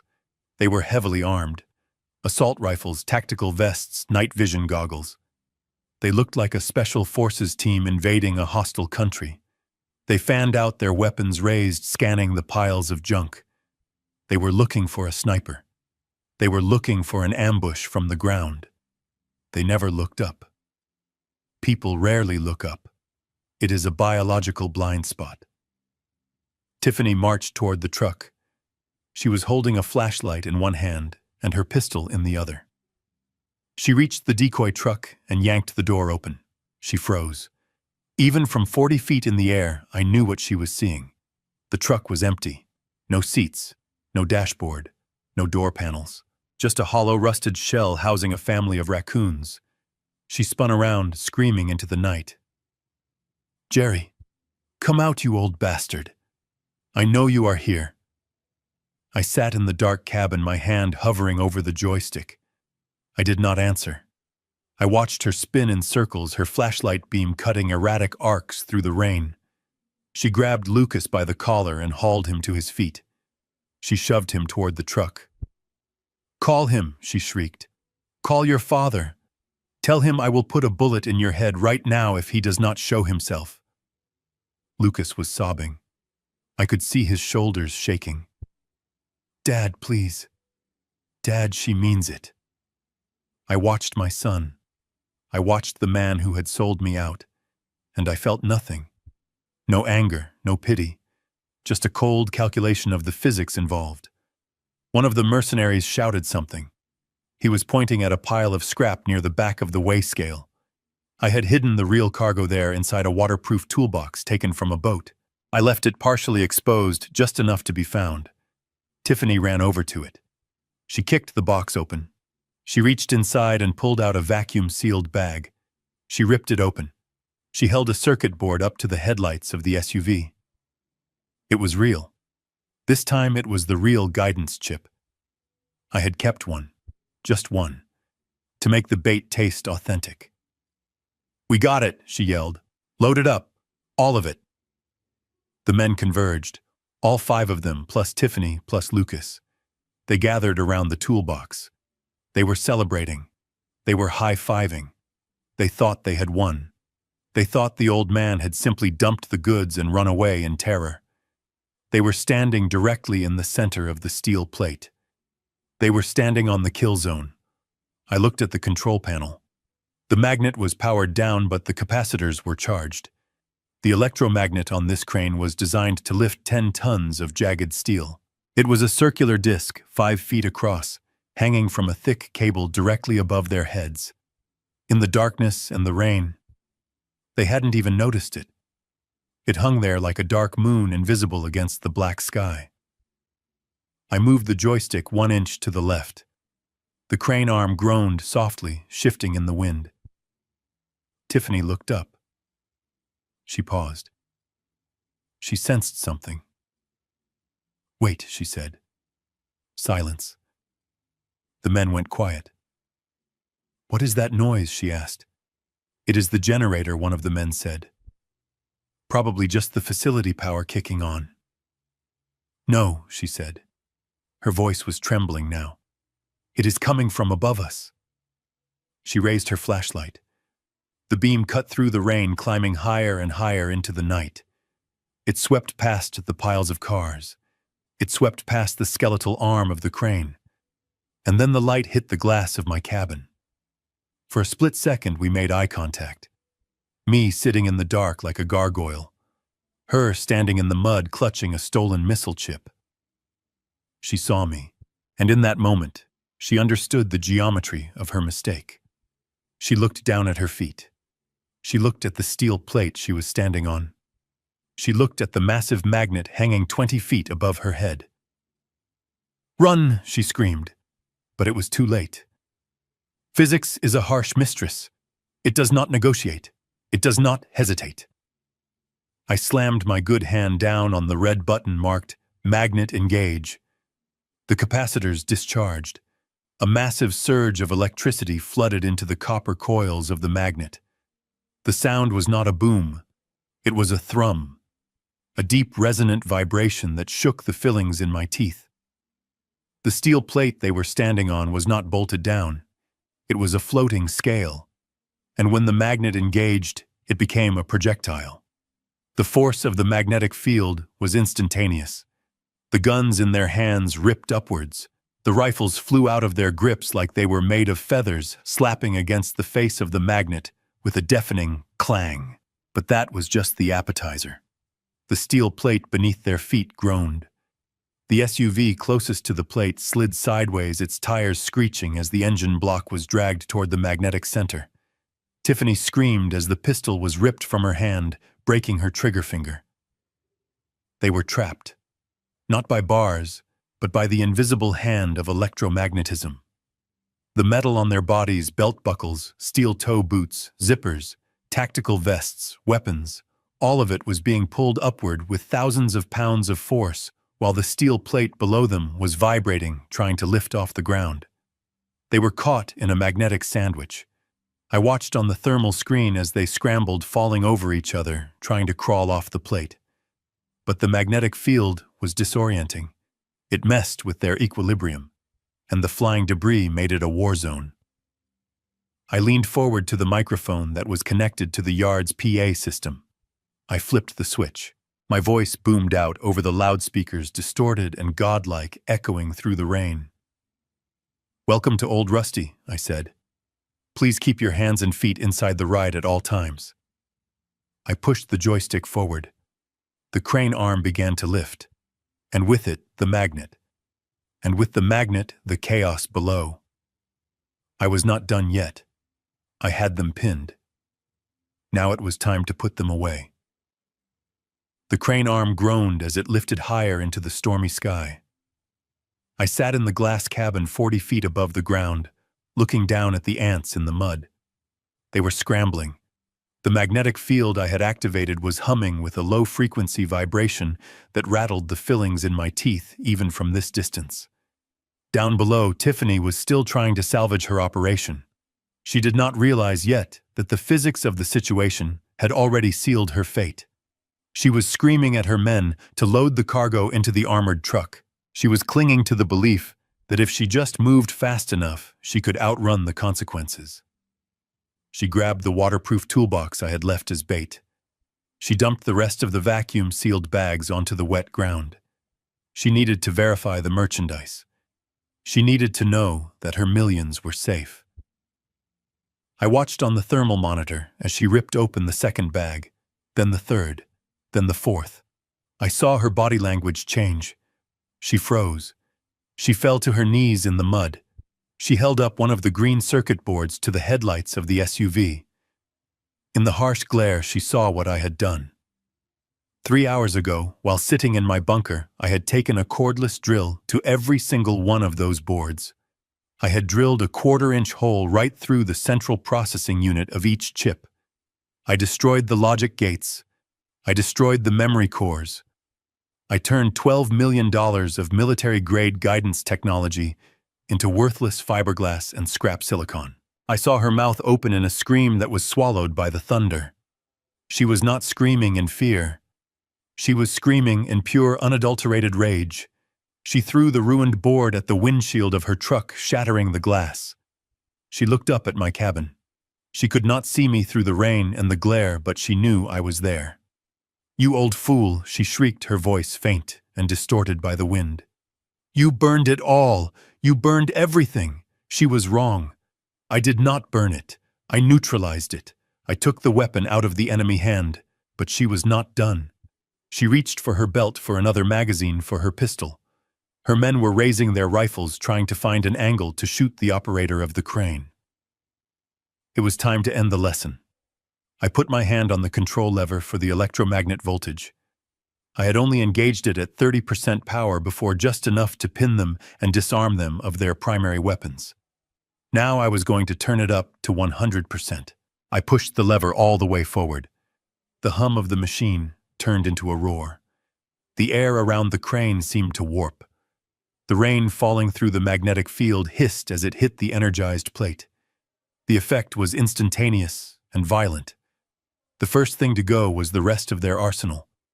The men who had managed to hold on to their sidearms felt the weapons ripped from their holsters. The guns flew upward, hitting the underside of the magnet face with a deafening clang. Tactical knives, zippers, belt buckles, anything ferrous became a prisoner of the field. But the real terror came from the vehicles. The 2 SUVs were parked on the edge of the steel weigh plate. They weighed 3 tons each. But against an industrial electromagnet designed to lift solid steel ingots, they were lightweight toys. The magnetic force grabbed the engine blocks of the vehicles. The tires shrieked across the wet metal plate. The SUVs slid sideways, crashing into each other. They formed a V-shape, trapping Tiffany and her mercenaries in the center. Then the loose scrap metal from the surrounding piles joined the party. Old Rusty was a messy yard. There were rusted car doors, lengths of iron pipe, and sheets of corrugated steel lying everywhere. The magnet sucked them in. Metal flew through the air like leaves in a hurricane. A car hood slammed into the side of the SUVs, blocking their escape route to the left. A twisted bundle of rebar crashed down on the right. In less than 10 seconds, I had built a prison. The SUVs and the flying scrap metal had formed a jagged, impregnable cage around the group. They were pinned in the center, huddled together for safety, as jagged pieces of iron circled them like sharks. I watched them cower. The mercenaries who looked so tough 10 minutes ago were now huddled on the ground, covering their heads with their hands. Tiffany was pressed against the tire of her truck, her expensive trench coat covered in mud and oil, and Lucas, my son. He was sitting in the middle of it all, staring up at the magnet with wide, terrified eyes. I reached for the microphone of the public address system. The old speaker horn was mounted right below the cab. It was loud enough to be heard 3 counties over. I pressed the talk button.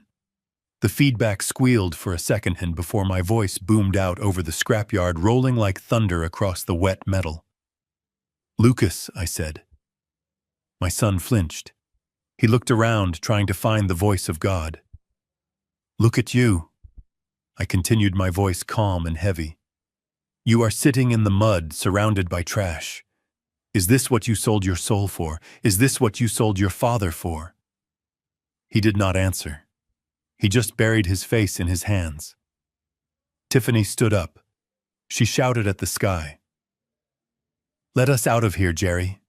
You made your point. Let us out and we will leave. We will disappear. I ignored her. I was not talking to the snake. I was talking to the mouse it had swallowed. I looked at the thermal screen. I saw the heat signatures of sirens approaching from the main road. The cavalry was coming. But I had one last thing to say. Lucas, look at me, I commanded. He looked up. The rain was washing the tears off his face. I spent 40 years working with high voltage, I said. I learned one thing. You cannot control the lightning, but you can control where it grounds. You chose to ground yourself with these people. You chose the path of least resistance. And now you are shocked that you got burned. I paused, letting the words sink in. I did not teach my son to become a criminal. I did not raise you to be a mule for terrorists. But since you refuse to learn how to be a man, I will teach you the last lesson I have left. I leaned into the microphone. I will teach you how to pay the price. The sirens were close now. I could see the blue and red lights flashing through the trees near the front gate. Tiffany heard them too. The blood drained from her face. She realized that the magnetic cage was not just a trap.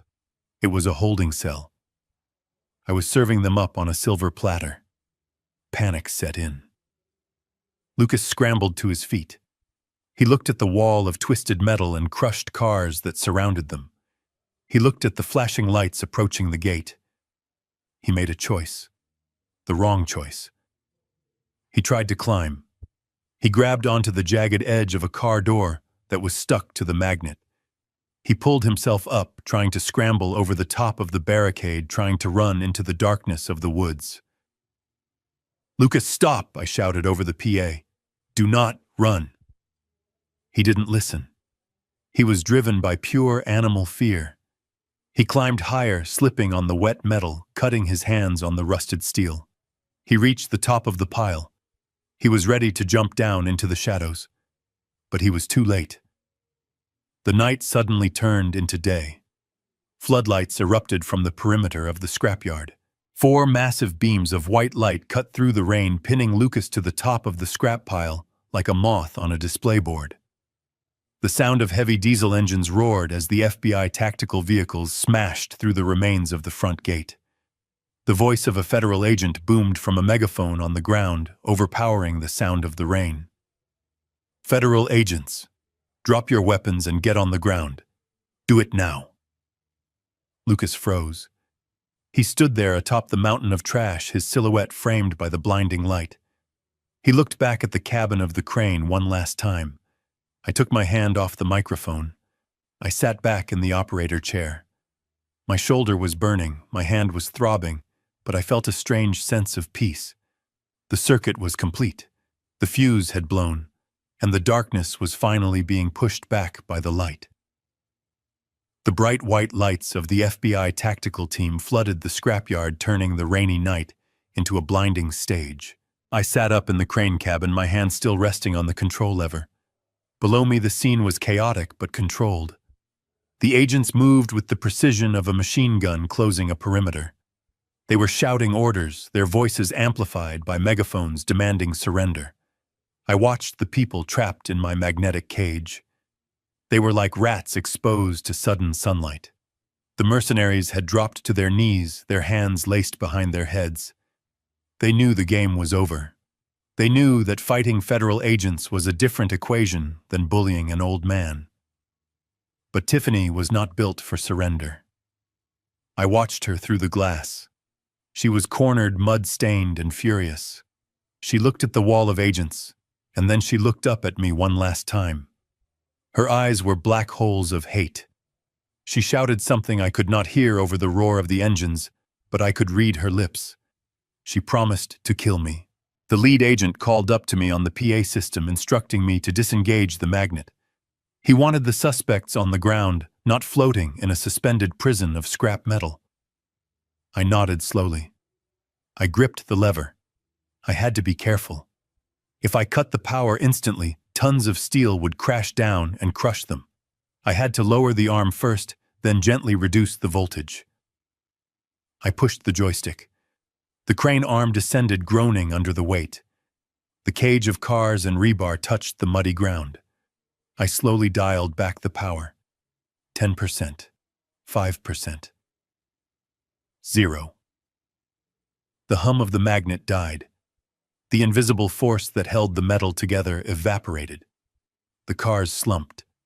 The rifles and knives that had been stuck to the magnet face clattered down onto the hoods of the SUVs. That was the moment Tiffany chose to die. Or at least she chose to try. As the metal fell around her, creating a distraction, she did not put her hands up. She reached into her boot. I had missed it. I had seen the ankle holster on myself, but I had underestimated her paranoia. She had a backup piece, a small compact revolver tucked into her designer boot. She pulled it out. She did not aim at the agents. She knew she could not win that fight. She aimed at Lucas. If she was going down, she was going to take the loose end with her. She was going to silence the witness. Lucas was standing there, bewildered, his hands half raised when he saw his wife point the gun at his chest. His eyes went wide. He did not move. He was paralyzed by the betrayal. But the FBI sniper positioned on the roof of the tactical truck was not paralyzed. A single shot rang out. It was sharp and dry like a whip crack. I saw the impact. It hit Tiffany in the shoulder, spinning her around violently. She dropped the gun and fell into the mud, screaming. It was not a fatal shot. It was a disabling shot. Professional. Clean. The agents swarmed in. They tackled the mercenaries. They handcuffed Tiffany, dragging her away while medics rushed in to pack her wound. She was thrashing and cursing, spitting venom at everyone who touched her. And then there was Lucas. 2 agents grabbed him. They spun him around and slammed him against the hood of the crushed SUV. They pulled his arms behind his back. I heard the metallic click of the handcuffs even from 40 feet up. It was a sound of finality. I powered down the crane. The diesel generator shuddered and died, leaving only the sound of the rain and the shouting. I opened the cab door and climbed down the ladder. My body felt heavy.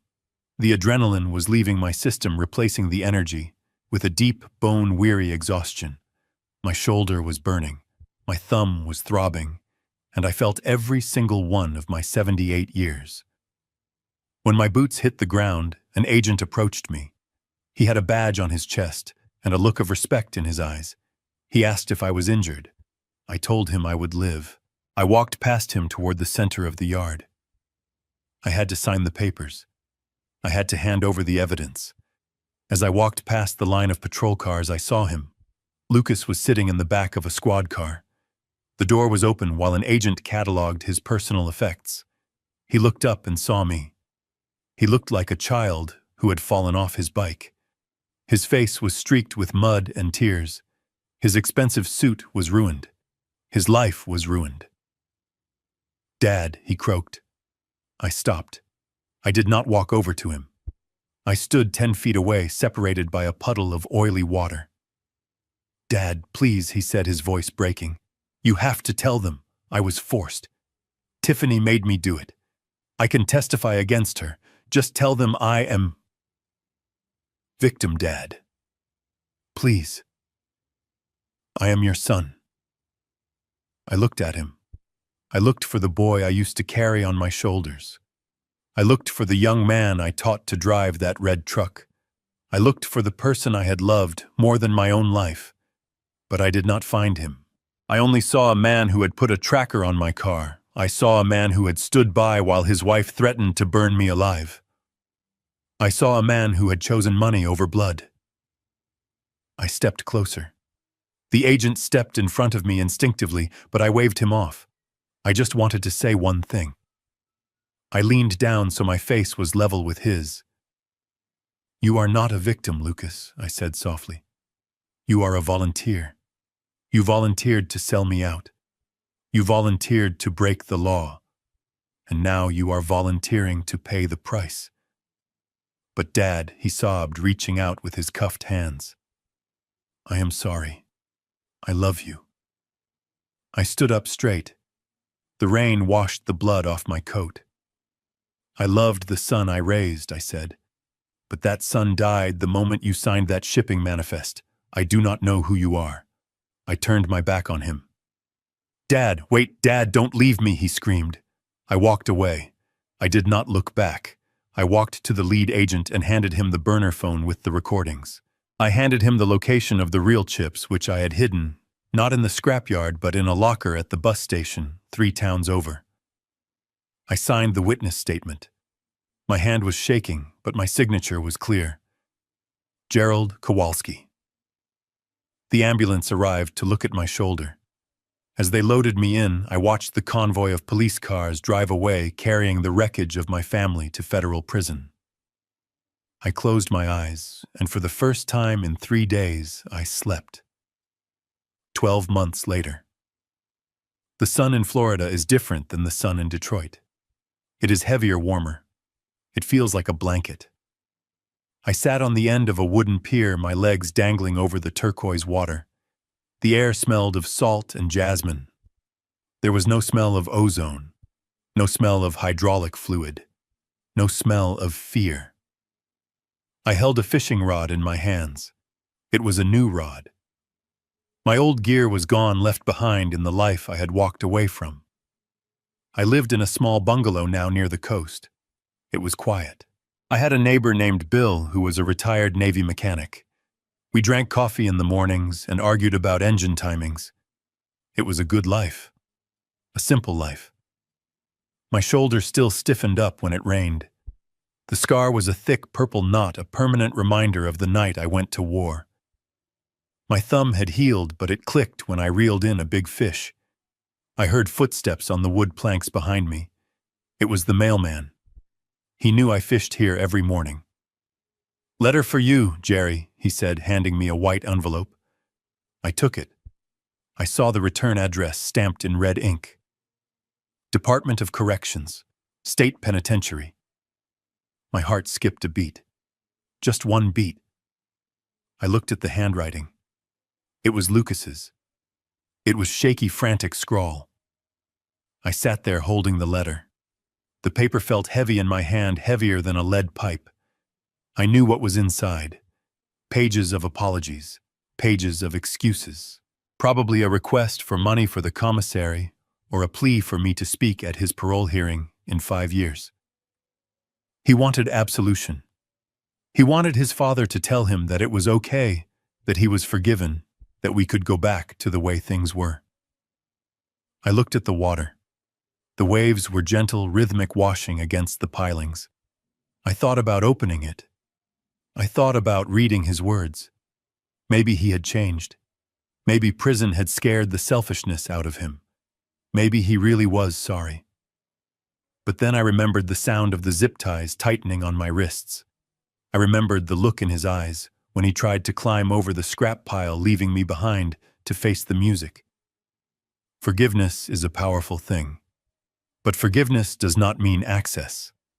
You can forgive a snake for biting you because that is its nature. But you do not put your hand back in the cage. I reached into my pocket and pulled out my lighter. It was an old Zippo, windproof and reliable. I flicked the wheel. Du chasson.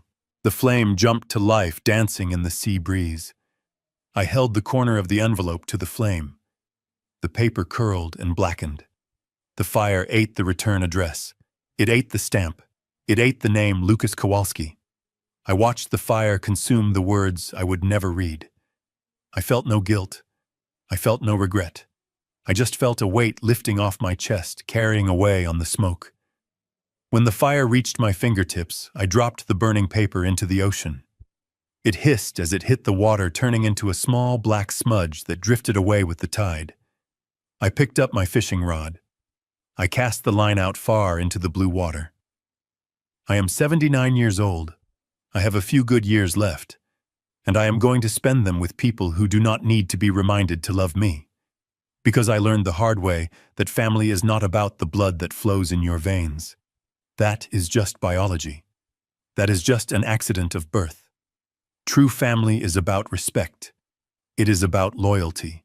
It is about showing up when the house is on fire, not being the one holding the match. When respect is gone, when trust is broken, all you have left is a shared last name, and a name is not enough to keep you warm at night.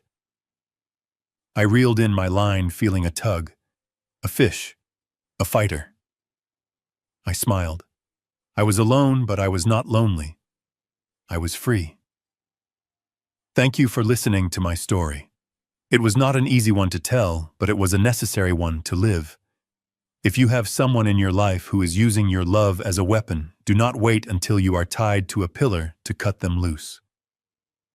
Save yourself. You are worth more than what they can take from you. If this story resonated with you, let me know in the comments. Where are you listening from? What would you have done with the letter? I read every single comment. And if you want to support an old electrician and his fishing habit, you can hit that like button or share this story with someone who needs to hear it. Take care of yourselves. And remember, watch your back, because sometimes the people standing behind you are the ones holding the knife. See you in the next story. With respect. Many of you in the comments have been asking for an update. You want to know the specifics. You want to know if the justice system actually worked, or if money bought them a way out. Well, I am a man who believes in finishing the job. So here is the final chapter of the saga. It has been 2 years since that night in the scrapyard. 2 years since I watched my son being handcuffed in the rain. I did not attend the trial. I had no interest in sitting in a cold courtroom, staring at the back of Lucas's head, while high-priced lawyers tried to argue that treason was just a misunderstanding. But I read the transcripts, every single word. The trial of Tiffany and Lucas Kowalski was the headline of every paper in Detroit for 3 weeks. They called it the Iron Web case. Tiffany tried to turn on everyone.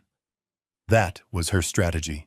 She offered to give up the names of her buyers, the logistics routes, the offshore accounts. She thought she was the smartest person in the room until the very end. But she forgot one rule of the criminal underworld. You do not snitch on people who own surface-to-air missiles. On the 3rd day of the trial, her lawyer was found in his car at the bottom of the Detroit River. It was ruled an accident, but the message was clear. Tiffany stopped talking. She went silent. And without a plea deal, the federal prosecutors tore her apart. The evidence from the tracker I sent to Canada, combined with the recordings from my burner phone and the recovered chips from the scrapyard, was overwhelming. The jury deliberated for less than 2 hours. Tiffany was convicted on 20 counts, including arms trafficking, racketeering, and conspiracy to commit domestic terrorism. She was sentenced to 40 years in a federal supermax facility without the possibility of parole. I saw a photo of her leaving the courthouse. The arrogant, untouchable executive was gone. In her place was a woman who looked aged and hollow, wearing an orange jumpsuit that clashed with her pale skin. She looked like exactly what she was. A shipping container for misery. And then there was Lucas, my son. His defense was pathetic. He tried to play the victim. He claimed he was coerced. He claimed he didn't know what was in the packages. He claimed he was just trying to pay off a gambling debt and got in over his head. But the prosecutor played the recording. The one where he begged me to give him the keys. The one where he admitted to embezzlement. The one where he chose to climb the scrap pile to save himself instead of helping his wife or his father. The judge was an old man, a stern man who reminded me a bit of myself. He looked at Lucas over his reading glasses and said something that stuck with me. "Mr. Kowalski," he said, "you are not a criminal mastermind. You are something far more dangerous. You are a weak man, and weak men create hard times for everyone around them because they refuse to carry their own burdens." Lucas got 15 years. He is currently serving his time in a medium-security prison in Ohio. I am told he works in the laundry unit. He folds sheets. Maybe the repetitive work will give him time to think about the fabric of his life and where the stains started. As for me, I am done with the past. I do not visit. I do not write. I keep the line cut. But nature abhors a vacuum. When you remove something toxic, you make room for something healthy to grow. I mentioned I live in Florida now. I spend my days fishing and fixing up my bungalow. But a man like me cannot sit still for too long. My hands need to work. They need to solve problems. About 6 months ago, I was at the local hardware store buying some marine varnish. I saw a young man arguing with the manager. He was about 19, scrawny, wearing clothes that had seen better days. He was trying to return a set of cheap tools that had broken on the first use. The manager was giving him a hard time, calling him clumsy. The kid looked ready to cry, but he stood his ground. He said, "I did not misuse them, sir.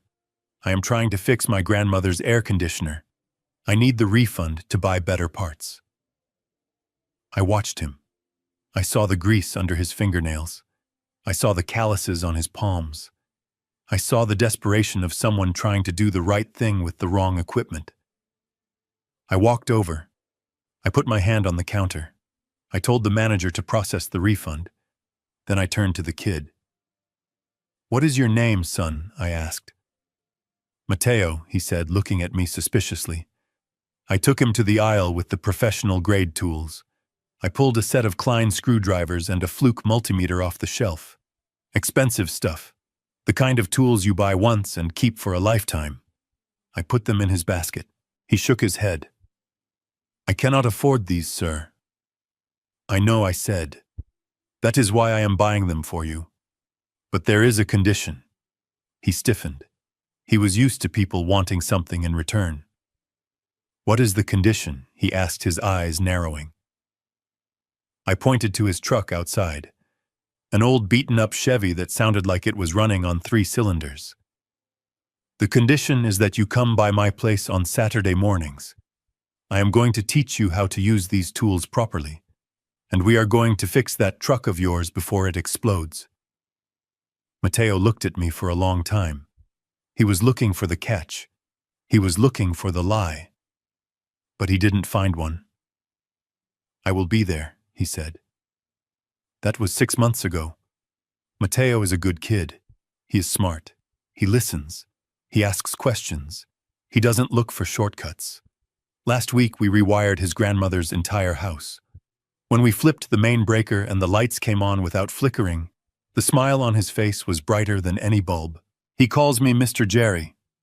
He brings me tamales that his grandmother makes. He respects my silence when I have a bad day. I am not his father. He has a father somewhere who ran off years ago, and he is not my son. But he is family, because family is what you build. It is the people who show up. It is the people who want to learn from you, not steal from you. I recently visited a lawyer here in town. I updated my will. Lucas is not in it. Instead, I have set up the Kowalski Trade Scholarship.